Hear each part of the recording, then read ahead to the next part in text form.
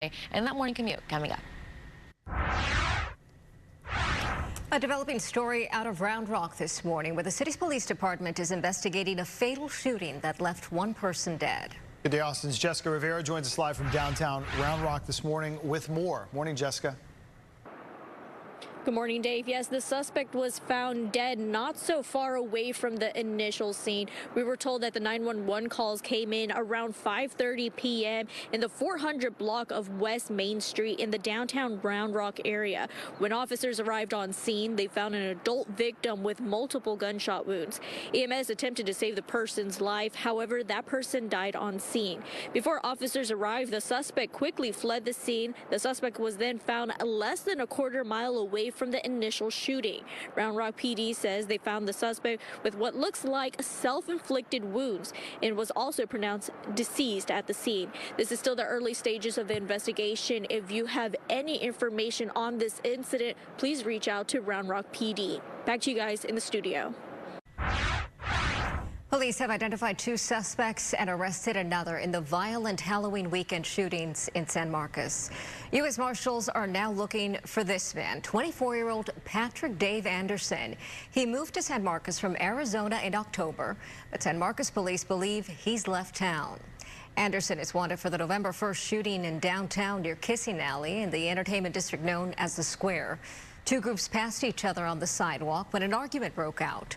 Police say Anderson fired several shots. 2 people were injured, and 19-year-old Ronnie Hernandez Jr. died. The second suspect in this case has been identified and is cooperating with police. Police also responded to gunfire at an apartment complex pool that same night on Post Road. Detectives believe a fight broke out where one person was shot. 17-year-old DeAndre Houston was arrested less than a week later in Lockhart for aggravated assault with a deadly weapon. Officers are still looking for 17-year-old John Anthony Contreras from Kyle. He's wanted for attempted capital murder. Austin police are searching for a driver who hit a pedestrian and killed their dog. This happened on October 23rd around 8 p.m. near West Ben White in Manchac. The pedestrian was seriously injured but has since been released from the hospital. The driver left immediately after hitting them. Investigators are looking for an either blue or black Chevy 2-door pickup. If you have any information, you're asked to please call Crime Stoppers. New details this morning. A man has been sentenced for the 1980 murder of former UT nursing student Susan Lee Wolf. That convicted murderer, who's now 79 years old with stage 4 cancer, has learned his fate behind bars. Here's more from Fox 7 Austin's Katie Pratt.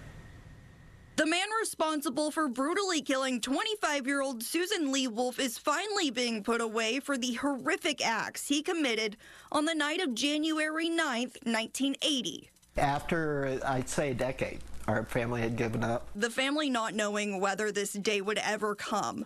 45 years later, they watched as Deck Brewer was sentenced to 8 years in prison for murder on Thursday afternoon. She was working at the state hospital at the time and really cared about people, and that was kind of a crossover for her to get her foot in the door at University of Texas. Susan was a nursing student at UT Austin. She was on her way to a friend's house late at night, but she never made it there. About a block away from the home, she was kidnapped. A man who witnessed the abduction described seeing the driver get out of a 1907 Dodge Polara, grabbed a young woman in a bear hug, put a coat over her head, and forced her into the car. He also told them that he saw the passenger door open but couldn't see what the second person was doing. The next morning, only 10 hours after a witness reported the abduction, police received calls that a body was found in an East Austin alley, the same block where Susan had been taken. It's in disbelief, denial, thinking that it must be some kind of mistake. Things like that just don't happen. According to the indictment, Susan was shot in the head and killed while being raped.